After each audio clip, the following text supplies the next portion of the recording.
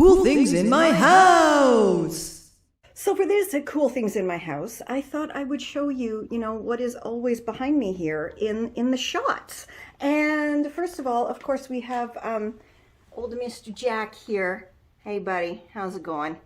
And more interesting than Jack, maybe, is this fantastic table that I rescued from the trash and then did a bunch of decoupage with some amazing scrap kimono fabric that I had in my stash, painted it, and now it is gorgeous.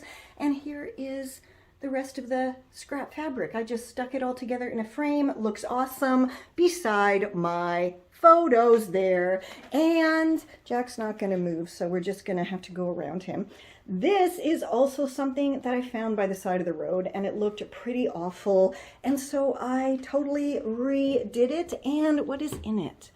Oh, all of the shoe stuff, shoelaces, shoe polish, all that kind of stuff. And of course you can sit there to put your shoes on. But here is something I am actually very proud of, and it is such a silly little thing here. These were IKEA tables at one point, and I just got the idea to cut them in half so they fit perfectly in this space, and then the other halves are up there at the top of the stairs holding the plants, so that is awesome.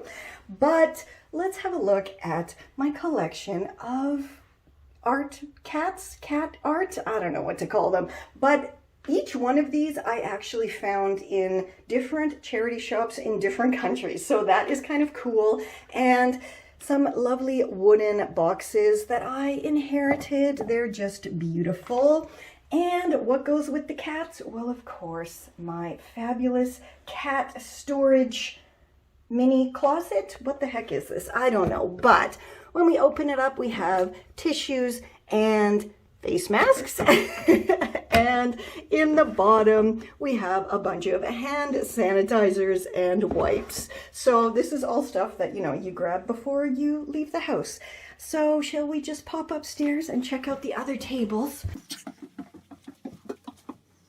This isn't the greatest view here, but there's some lovely faux plants that sit in that window because it gets awfully cold in the winter and they don't survive. But these ones do, and those ones too. And you can see here my adorable little teacup of fairy gardens. One is there, and the tutorial on how I create these fabulous little fairy gardens will be linked down below for you. This is Confessions of a Refashionista.